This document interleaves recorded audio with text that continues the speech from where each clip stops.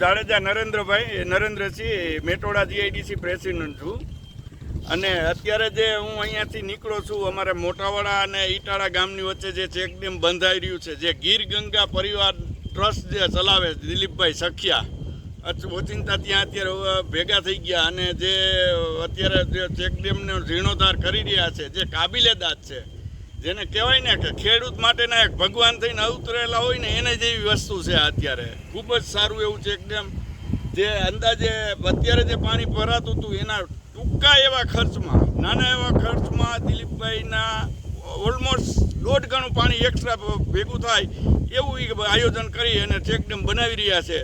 તો ખેડૂત મિત્રોને એક નમ્ર અપીલ છે કે જે તે ગામના સરપંચને અથવા તો જે તે ગામને આ વસ્તુ લાગુ પડતી હોય આડોશી પાડોશીને એને ખરેખર આમાં ભલે બીજું એકેય દાન ના દે પણ જે તળાવ છે એને તોડી અને પાછી પાણીનો નિકાલ ના કરી નાખે ને એના માટે ખાસ એક નમ્ર અપીલ છે કે જેથી આ કરેલા પૈસાનો ખર્ચ અને દિલીપભાઈ એને સૌએ બચાવેલી જળક્રાંતિનું જે બિરુદ જીત્યું છે એના માટેના જે પ્રયત્નો છે એ ત્યારે જ સાર્થક ગણાય.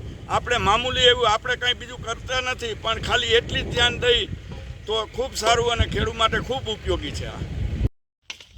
મારું નામ ધનજીભાઈ ગમઢા છે, શ્રી રાધે બોરવેલ, રાજકોટમાં રહી છીએ.